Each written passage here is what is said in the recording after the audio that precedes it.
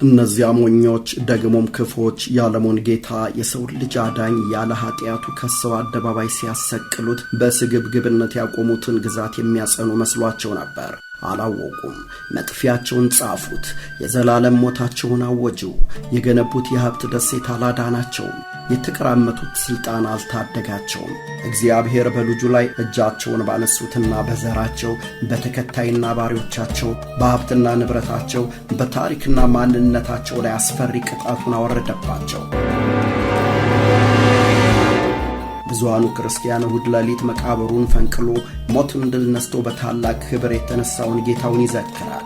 ኢየሱስ ክርስቶስን ለመግደል በሴራው ውስጥ የተሳተፉትን ሰዎች ያሳደደውን አስፈሪ መለኮታዊ በቀል ግን እምብዛም አያውቀውም። በ40 ዓመታት ውስጥ በጌታ ኢየሱስ ላይ እጃቸውን የሰነዘሩት ሁሉም ጠፉ። ቤተሰቦቻቸው እንደ ቅጠል ረገፉ። ሀብታቸው አመድ ሆነ። ወርቃማው ቤተ መቅደሳቸው ወደ ፍርስራሽነት ተለወጠ። አንዱ ድንጋይ በሌላው ላይ ፈረሰ። ድንጋይ በድንጋይ ላይ ሳይፈርስ በዚህ አይቀርም እንዳለ መጽሐፍ። መልካም ትንሣኤ። ይህ አንጓ ላይ ነው።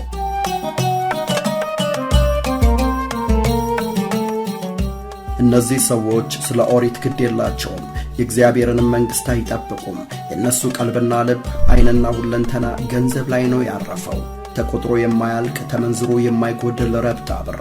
በደም በጨቀየው የሀብት ማማ ላይ ደግሞ ከሊቀ ካህንነቱ የተባረረው ሐና ይሉት ሰው ተቀምጧል። በ15 ዓመተ ምህረት ሮማውያን ሐናን ከይፋዊ ሊቀ ክህነቱ ቢያሰናብቱትም እሱ ግን የኢየሩሳሌምን ፖለቲካ ከመዘወር በሃይማኖት ሽፋን ያሻውን ከመፈጸም ይገታው የለም።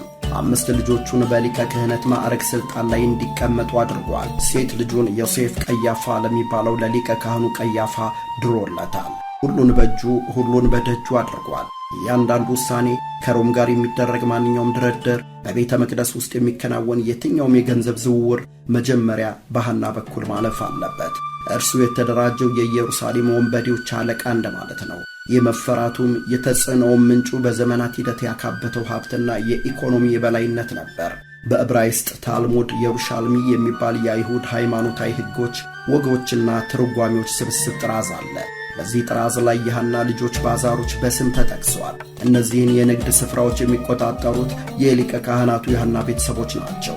ለመሥዋዕት የሚሆኑ እንስሳት ከእነሱ ውጭ የሚሸጥ የለም። እናም ማንኛውም ወደ ከተማዋ የሚገባ ምዕመን ለመሥዋዕት የሚሆኑ እንስሳትን ከእነሱ መግዛት ግድ ይለዋል። የራስን በግ ይዞ መምጣት አይቻልም። የሚሞክር ካለ በሐና ቤተሰብ የተቀጠሩት ተቆጣጣሪዎች እንስሳው ለሃይማኖታዊ ሥርዓት ብቁ አይደለም በማለት ውድቅ ያደርጉታል። አማራጭ የሌለው መሥዋዕት አቅራቢም ምርጫው ወደ ሐና ቤተሰብ እንስሳት መሸጫ ድንኳኖች ማቅናት ይሆናል። የራሱን በግ ለማምጣት ሞክሯልና እንዳይደግመው የገበያውን ዋጋ 5 እና 10 አንዳንዴም 20 እጥፍ ያስከፍሉታል። ይህ ፈጽሞ አምልኮ አይደለም፣ በእግዚአብሔር ቅዱስ ቤት ስም የሚካሄድ ወንጀል አገዝ ዘረፋ እንጂ። በፋሲካ ወቅት 50 ሺህ የነበረው የኢየሩሳሌም ሕዝብ በእንግዶች ተጨናንቆ እስከ 1 ሚሊዮን ያሻቅባል። ወደ ኢየሩሳሌም የሚመጣ እንግዳ በነፍስ ወከፍ 1 በግ ማቅረብ ይጠበቅበታል። የሚቀርቡት በጎች ደግሞ በተናጠል የቤተ መቅደሱን ማረጋገጫ ማግኘት አለባቸው፣ ከሐናና ቤተሰቦቹ ማለት ነው። በአንድ ቀን ከሰዓት በኋላ ብቻ እስከ 250 ሺህ የፋሲካ በጎች ይታረዳሉ። የተለያዩ አገራት ገንዘቦችን ወደ ቤተ መቅደስ መገበያያ የመመንዘር ሥልጣኑም የሊቀ ካህኑ ሐናና ቤተሰቦቹ ነው። እያንዳንዱ የደም ጠብታ፣ እያንዳንዱ የንግድ እንቅስቃሴና እያንዳንዱ የተጭበረበረ የምንዛሬ ተመን ወደ አንድ ሰው ካዝና ይፈሳል፣ ወደ ሐና። ኢየሱስ ክርስቶስም በቅዱስ መጽሐፍ እንደሰፈረው ጅራፍ አዘጋጀ፣ ወደ መቅደሱም ዘለቀ። በሬዎችንና በጎችን እርግቦችንም የሚሸጡትን አገኛቸው። ገንዘብ ለዋጮችም አሉ። እናም በገመድ ጅራፉ እየገረፈ በጎቹንና በሬዎቹን ከመቅደስ አስወጣቸው። የለዋጮቹንም ሳንቲም በተነ፣ ጠረጴዛዎችን ገለበጠ። የአባቴን ቤት የንግድ ቤት አታድርጉት፣ ይህን ከዚህ አውጡ አላቸው። ክርስቶስ ማንም ያልደፈረውን በቢሊየን የሚቆጠር ገንዘብ ሰብሳቢ ወንጀለኛ ተቋምና ግለሰቦች ፊት ለፊት ተጋፈጠ። ፊት ለፊት እርምጃ ወሰደ። የአባቱ ቤት የንግድ ቤት እንዳይሆን መንፈሳዊ ማስጠንቀቂያ ሰጠ። ሐና ግን ሃይማኖታዊ ወንጀሉ አልቆጨውም። ይልቁንም የገቢ ምንጩ ላይ የተሰነዘረው ጥቃት አንገበገበው። እናም በክርስቶስ ላይ ተነሳ። ክርስቶስ ራሱን የእግዚአብሔር ልጅ አድርጎ ቆጥሯል። ከእግዚአብሔርም ጋር ራሱን አስተካክሏል። በሰንበት የታመመ ፈውሷል፣ የሰንበትንም ሕግ ሽሯል ሲሉ ወነጀሩት። በሰው እጅ የተሠራውን ቤተ መቅደስ አፈርሳለሁ፣ በ3 ቀንም ሌላውን እሠራለሁ ብሏል የሚል የሐሰት ምስክርነት አቀረቡበት። እጀ ረጅሙና የሕገ ወጥ ንግዱ ቀማሪ ሐና የገንዘብ ሱሱን በሃይማኖት ሽፋን ለማስፈጸም ሲል ሴራውን አክርሮታል። ለዚህ ማሳያው በጥንታዊ የመካከለኛው ምስራቅ ታሪክ ውስጥ ታይቶ የማይታወቅ እጅግ ሕገ ወጥ የፍርድ ሂደት እንዲካሄድ ማድረጉ ነው። በዕብራይስጥ ሻናህ የሚባለው ሕግ በበዓላት ዋዜማ በሌሊት በግል መኖሪያ ቤቶች ውስጥ የሞት ፍርድ የሚያስበይን ክስ መመስረትንና በዚያው ፍርዱ በተሰጠበት ቀን የሞት ቅጣት መወሰንን በጥብቅ ይከላከላል። ሐናና ቀያፋ ግን በሰዓታት ውስጥ እነዚህን ሁሉ ጥበቃዎች ተላለፉ። ኢየሱስን በጨለማ ውስጥ እየጎተቱ ለምርመራ ወደ ሐና ቤት ወሰዱት። ቀጥሎም ወደ ቀያፋ ግቢ ያስተላለፉት። እዚያም ፀሐይ ከመውጣቷ በፊት አስቀድሞ ስምምነት ላይ የደረሱበትን የጥፋተኛነት ውሳኔ ለመስጠት የተመረጡ የሸንጎ አባላት ይጠባበቃሉ። የሐና አማት ቀያፋም ቅዱስ መጽሐፍ ያሰፈረውን ንግግር አሰማ። ሕዝቡ ሁሉ ከሚጠፋ አንድ ሰው ስለ ሕዝቡ ቢሞት ይሻላል አለ። ጲላጦስ እጁን ታጥቦ ክርስቶስን ለሞት አሳልፎ ሰጠው። ይህ የፍርድ ሂደት አልነበረም፣ ይልቁንም በሃይማኖታዊ ሕግ ሽፋን የተካሄደ የተቀናጀ ግድያ እንጂ። ግን የሐና ቀያፋና ጲላጦስ ምድራዊ ፍርድ ክርስቶስን ሞትን ድል ከመንሳት በሦስተኛውም ቀን ከመነሳት አላገደውም። ለሚያምኑት ጨለማው ሲነጋ፣ ለገዳዮቹ ጨለመባቸው። በብዙ የታመኑበት የሮማ አስተዳደር ከ3 ዓመት በኋላ ፊቱን አዞረባቸው። የካህናት አለቆች፣ የአይሁድ ሸንጎ፣ መኳንንቱና ጸሐፍት በሮማ ግዛት የይሁዳ አገረ ገዥ ወደ ነበረው ጴንጤናዊ ጲላጦስ ክርስቶስን ይዘው ሲቀርቡ ሞቱን በፍጥነት እንዲያጸድቅላቸው ነበር። ጲላጦስ እንደ ወንጀለኛ እያዳፉ ፊቱ ያቀረቡትን ኢየሱስን መረመረው። ፈጽሞ ለሞት የሚያደርሰው ወንጀል አላገኝበትም። ሚስቱም ስለዚህ ጻድቅ ሰው ያየችውን አስፈሪ ሕልም ጠቅሳ የማስጠንቀቂያ አስቸኳይ መልእክት መላኳ በኢየሱስ ላይ የጥፋተኝነት ውሳኔ እንዳያሳርፍ አደረገው። ጲላጦስ በሕዝቡ ፊት እጁን ታጠበ፣ ራሱንም ከደሙ ንጹሕ መሆኑን አወጀ።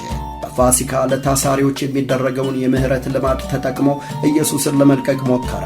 ሐና የሚመራው፣ ቀያፋ የሚያስተባብረው ሕዝብ ግን ተቃወመ። ጲላጦስ ሌላ ዕድል ሞከረ።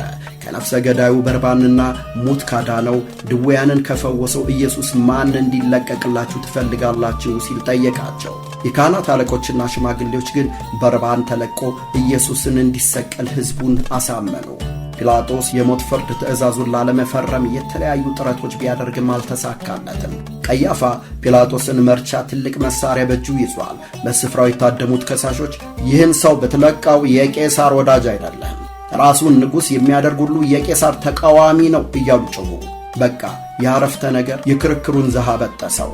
ክርስቶስን በምሕረት ከለቀቀ አሳባቂዎቹ ለንጉሠ ነገሥቱ ታማኝ አይደለም የሚል ክስ ይነዛሉ።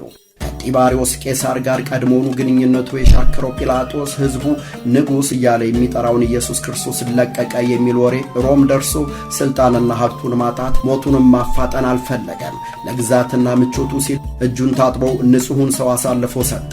የሞት ትእዛዙን አጸደቀ። የእግዚአብሔር ልጅ በሮማውያን መስቀል ላይ እንዲቸነከር ወደ ጎልጎታ ላከው። ጲላጦስ ያን ያህል የተንሰፈሰፈለት ሥልጣንና ሀብት አፍታ አልቆየም። የክርስቶስን የሞት ፍርድ ትእዛዝ ከፈረመ ከ2 ዓመት በኋላ ጲላጦስ አደገኛ ስህተት ፈጸመ።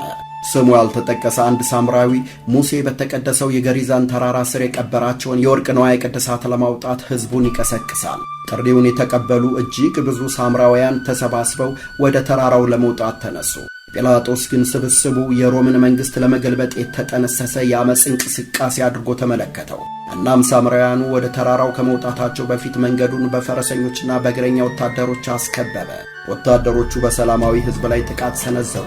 ብዙ ሰዎች ተገደሉ፣ የተረፉትም ተበተኑ። ጲላጦስ የተማረኩትን መሪዎችና ተጽዕኖ ፈጣሪዎች እንዲገደሉ አዘዘ። ጭፍጨፋው ግን ከፍተኛ ቁጣን ቀሰቀሰ። የሳምራውያን ምክር ቤት አባላት በሶርያ ለሚገኘው የሮም ከፍተኛ ባለሥልጣን ሉሲየስ ቪቴሊየስ አቤቱታ ቀረቡ። ቪቴሊየስ እጅጉን ተቆጣ። ወደ ኢየሩሳሌም በመሄድ ጲላጦስን ከአገረ ገዥነት ሥልጣኑ አወረደው። በሥልጣኑ የሚኩራራው ጲላጦስ በውርደት ወደ ሮም ተጋዘ። ከዚህ በኋላ ጲላጦስ ከሮም የታሪክ መዝገቦች ደብዛው ጠፋ። የክርስቶስን የሞት ትእዛዝ በማጽደቅ ሊጠብቀው የሞከረው ሥልጣን ከክርስቶስ ሞት 36 ወራት በኋላ እንደ ጉም ተነነ። አሟሟቱም አለማማሩን በ14ኛው መቶ ክፍለ ዘመን የነበረው ታዋቂው የታሪክ ጸሐፊ ዩሲቢየስ ዘቄሳርያ በግሪክ ቋንቋ በሰነደውና ሂስቶሪያ ኤክሌስቲያስቲካ በሚለው መጽሐፉ ላይ በግልጽ አስፍሮታል። ጲላጦስ በዛሬዋ ፈረንሳይ ስር ወደምትገኘው ቪየን ተሰደደ። ጸጸት ከውስጡ ሳይወጣ የጨካኙ ንጉሥ ካላጉሊ በደል ሲታከልበት አእምሮ ተናወጠ። ጲላጦስ ከደሙ ንጹሕ ነኝ ብሎ ቢታጠብም የናዝሬቱ ኢየሱስ ደም ግን እጁ ላይ ነበረ። በመጨረሻም ጴንጤናዊው ጲላጦስ የገዛ ሕይወቱን አጠፋ።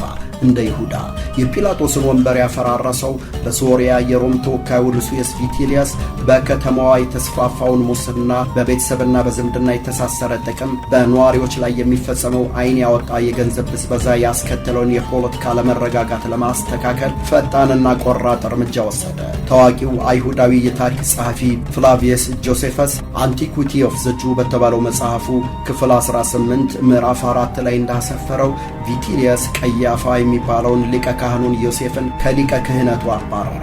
በአንዲት ቀዝቃዛ የቢሮክራሲ ትእዛዝ እንዳሻቸው ከሚዘውሩት ስልጣን፣ ከሚያምሱት ሀብት መሰናበት በተለይ ቀያፋን ለመሰለ እጅግ ትዕቢተኛ ሰው የሞት መርዶ ማለት ነው። እናንተ ምንም አታውቁም፣ ሕዝቡ ሁሉ ከሚጠፋ አንድ ሰው ስለ ሕዝቡ ይሞት ዘንድ እንዲሻለን አታስቡም በማለት ክርስቶስ እንዲሰቀል ሽንጡን ገትሮ የተሟገተው ቀያፋ ጁፒተርንና ማርስን በሚያመልክ አረማዊ የሮማ ገዢ ከስልጣን ተወገደ። ክህነቱን በተግባር ባይኖረውም በሊቀ ካህንነት የተደላደለው ኃያል ሰው የእስራኤል አምላክ መኖሩን እንኳ በማያምን አሕዛብ ክብሩን አጣ። ለእግዚአብሔር መክበሪያነት የተሰፉት የሊቀ ክህነት ልብሶቹ ተገፈፉ።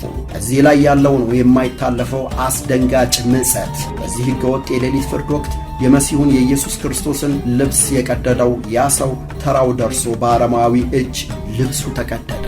ኢየሱስን በአደባባይ የሞት ቅጣት ያስወሰነበት ያ መሬት አይንካኝ ባይ ካህን የከፋ ደረሰበት። ተፈላጊነቱን እንዲያጣ ተደረገ።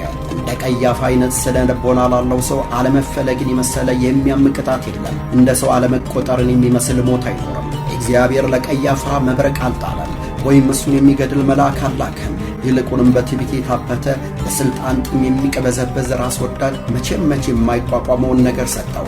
እንደ ቆሻሻ መጣለን፣ እንደ አልባሌ ዕቃ ወድቆ ወቅት ጠብቆ በሚወረወርለት ዳረጎት በአሳፋሪ ተጧሪነት ሕይወቱን ሲገፋ እጅግ ፈርቶት በግፍ ያስገደለው የኢየሱስ አስተምሮ ግን ከደጁ አልፎ ዓለምን አጥለቀለቀው። ጥንታውያን የታሪክ ጸሐፊዎች እንዴት እንደሞተ፣ የት እንደሞተ ወይም መች እንደሞተ አልመዘገቡም። ከሞት በላይ ይፈራው በነበረው መረሳት ተደፍጥጦ ከትውስታ ማኅደር ጠፋ። ነገር ግን ከውድቀቱ 2000 ዓመታት በኋላ በ1983 የእስራኤል አርኪኦሎጂስቶች ከኢየሩሳሌም አሮጌ ከተማ በስተ ደቡብ በፒስ ፎረስት ውስጥ የአንደኛው ክፍለ ዘመን የመቃብር ዋሻ በቁፋሮ አገኙ። በዚያ ዋሻ ውስጥ ካሉት በርካታ የአጥንት ማስቀመጫ ሳጥኖች መካከል የቀያፋ ልጅ ዮሴፍ የሚል ጽሑፍ የሰፈረበት የኖራ ድንጋይ ሳጥን አገኘው። በውስጡም ዕድሜው 60 ዓመት ገደማ የሚሆን የአንድ ሰው አጽም አለ። ኢየሱስ ላይ በንስሐ ያልታጠበ ግፍ ከፈጸመ በኋላ 10 ዓመት እንኳን አልኖረም። የሊቀ ካህናቱ አጥንት በኖራ የድንጋይ ሳጥን ውስጥ በስብሷል። በመስቀል ላይ ያሰቀለው ያ ናዝራዊ ሰው ግን ሞትን ድል ነስቶ ተነስቷል። ወደ ሰማይ አድርጎም በአባቱ አብ ቀኝ ተቀምጦ በዓለም ሁሉ ለዘላለም ነግሷል። ስሙ በቢሊዮኖች አንደበት ከአጽናፍ አጽናፍ በጸሎት ይጠራል። ቀያፋ ምንም ኃይል ሳይኖረው በአፈርና በጨለማ ተቀብሮ አካፋ በያዙ አርኪኦሎጂስቶች በአጋጣሚ እስከተገኘበት ጊዜ ድረስ በእያንዳንዱ ትውልድ ሙሉ በሙሉ ተረስቶ ኖረ። ጲላጦስ አእምሮ ተናውጦ ሞተ። የንጹሑ የጌታ ደም አስፈሪው እርግማን ግን ከዚህ በኋላ ያለው ነው። ያ በሐና ሽርፍራፊ ሳንቲም የተደለለ በቀያፋ ሽንገላ የታለለ ሕዝብ በዚያ ማለዳ በጲላጦስ አደባባይ ምን ብሎ እንደጮኸ ያስታውሳሉ? ደሙ በእኛና በልጆቻችን ላይ ይሁን። እነዚህ ቃላት ከአንደበታቸው ሲወጡ ትርጉም የማይሰጡ ምንም አይነት ክብደት የሌላቸው ያህል በቸልተኝነት ነበር። በእርግጥም እስከ 30 ዓመታት ምንም የማይፈጸም መሰለ። ነገር ግን እግዚአብሔር በፊቱ የተነገረችውን አንዲትም ቃል አይረሳም። ከ30 ዓመታት በኋላ ለመሐላቸው የቁጣ ምላሽ ሰጠ። በእነዚያ ሰዱቃውያን ቢሊዮነር ቡድኖች በሐና ልጆችና የልጅ ልጆች በፖለቲካ ወራሾቻቸው በማይጠገብ ስግብግብነት ተመርተው የእግዚአብሔርን ልጅ ለመግደል የእግዚአብሔርን ቤት አምልኮ እንደ መሳሪያ በተጠቀሙት ሙሰኛ መኳንንት ካህናት ላይ የበቀል ጥቃቱን ሰነዘረ። ሁሉንም የወንጀል ሴራ የጠነሰሰው የኢየሱስን የመጀመሪያ ሥርዓት ያዘዘው የመጀመሪያውን ሕገወጥ ምርመራ በመኖሪያ ቤቱ ውስጥ ያካሄደው ያ የወንጀለኞች አለቃ ታላቁ ሐና በ40 ዓመተ ምህረት አካባቢ ሞተ። ከክርስቶስ ሞትና ትንሣኤ 7 ዓመት በኋላ። ነገር ግን ትንሹ ሐና የሚባለው አንደኛው ልጁ በሚቀጥሉት 10 ዓመታት ውስጥ በካህናቱ መኳንንት መካከል ከፍ ብሎ ወጣ። በ66 ዓመተ ምህረት በሮም ወራሪዎች ላይ የአይሁድ ዓመፅ ሲቀሰቀስም በሥልጣን ላይ የነበረው ትንሹ ሐና በሁለት ግንባር የሚካሄደውን ከባድ የመከላከል ጦርነት ለመምራት ሞከረ። በአንድ በኩል ከውጭ የሚገፉትን የሮም ጦር ሰራዊት ሲዋጋ፣ በሌላ በኩል ደግሞ ከተማዋን ከውስጥ እየበታተኑ ያሉትን ጨካኝና አክራሪ የቀናአያን ቡድኖችን ይፋለም ነበር። ነገር ግን ሙከራው ሙሉ በሙሉ ከሸፈ።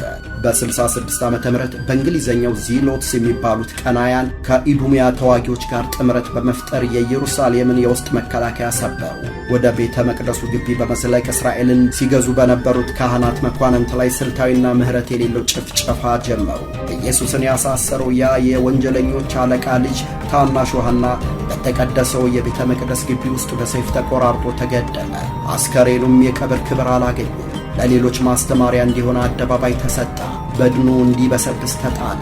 የጦርነቱን አስከፊነት በዓይኑ የተመለከተው ፍላቪየስ ጆሴፈስ ሂስቶሪያ ዮዲዮኮ ፖህሌሞሮስ ሮሚዮስ በተባለው መጽሐፉ ክፍል 4 ላይ እንዲህ ሲል በመሪር ሐዘን ተርኮታል። የከተማዋ ጥፋት የጀመረው በሐና ሞት ነው ብላ አልተሳሳቱም። የቅጥሮቿ መፍረስና የጓዳዎቿ መበላሸት በትክክልም ከዚሁ ቀን ጀምሮ ሊቆጠር ይችላል።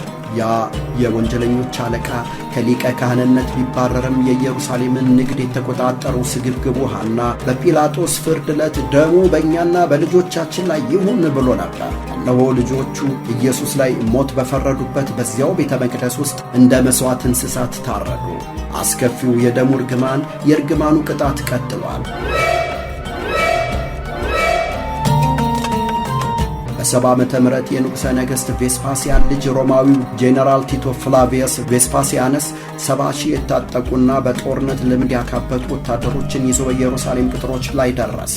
ከተማዋን ሙሉ በሙሉ በከበባ ዘጋት። ምንም አይነት ምግብ ወደ በሩ አይገባም። በውሃ መውረጃ ቱቦች ውስጥ ጠብታ ውሃ አያልፍም። ወንድ፣ ሴት ወይም ሕፃን ማምለጥ አልቻለም። ረሃብ ነገሰ።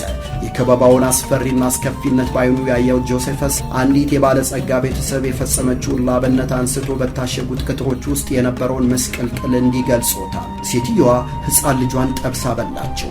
የተጠበሰ ሥጋ የሸተታቸው ተዋጊዎች ምግቡን ለመቀማት ሰይፋቸውን መዘው ወደ ቤቷ ሲገቡ የጠበሰችውን ገልጣ እያሳየች የተረፉትን እንዲበሉ ጋበዘቻቸው። በደም የጨቀዩት ጨካኞቹ ሮማውያን ገዳዮች እንኳ ይህን መቋቋም አልቻሉም። በፍርሃት እየተንቀጠቀጡ መናገር ተስኗቸው ከቤቱ ወጥተው ሸሹ።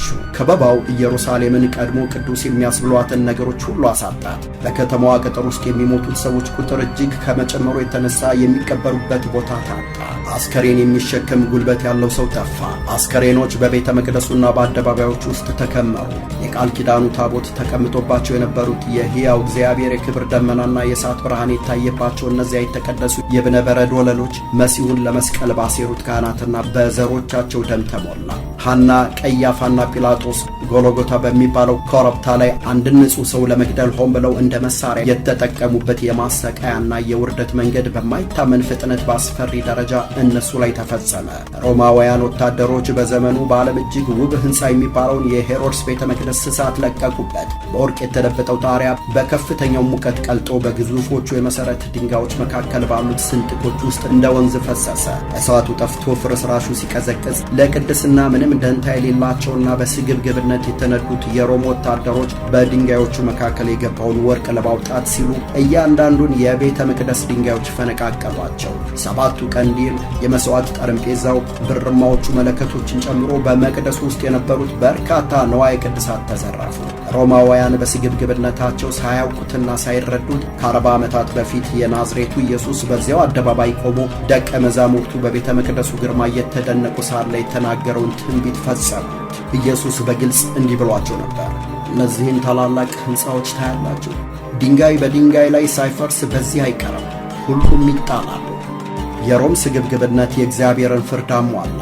ቤተ መቅደሱን በመጠበቅ ሰበብ ኢየሱስን የገደሉት እነዚያው ሰዎች ለቤተ መቅደሱ መጥፋት ምክንያት ሆኑ። የሐና ሥርወ መንግሥት ከምድረ ገጽ ተሰረዘ። የሰዱቃውያን ክህነትም አከተመ። ኢየሩሳሌምን የገዟትም የገዘገዟትም ገንዘብ አጋባሽ ቡድኖች ለዘላለም ላይ መለሱ፣ ተደመሰሱ። በእግዚአብሔር ልጅ ላይ በፈራጅነት የተቀመጠ እያንዳንዱ ሰው፣ እስራቱን ያስተባበረው እያንዳንዱ የሥርወ መንግሥቱ ርዝራዥ፣ በግድያው ላይ የተሳተፈ እያንዳንዱ አባሪ ተባባሪ በ40 ዓመታት ዕድሜ ውስጥ ለነጋሪ ሳይተርፉ አለቁ። እንጠብቀዋለን ያሉት ቤተ መቅደስ እያንዳንዱ ድንጋይ አመድ ሆነ። እያንዳንዱ ምሰሶ ስብርባሪ ሆነ። የናዝሬቱ ኢየሱስ ግን ዛሬም ሕያው ነው። በመስቀል ላይ የፈሰሰው ደሙ ለገዳዮቹ የፍርድ ማኅተም፣ ለሚያምኑት የዘላለም ሕይወት ምንጭ ሆኖ ይኖራል። ክፋት ጊዜያዊ ድል ሊቀዳጅ ይችላል፣ እውነት ግን መቃብሩን ፈንቅሎ ይነሳል። የእግዚአብሔር ፍርድ አይዘገይም፣ የእውነት ብርሃን በጨለማ አይሸፈንም። መልካም የትንሣኤ በዓል።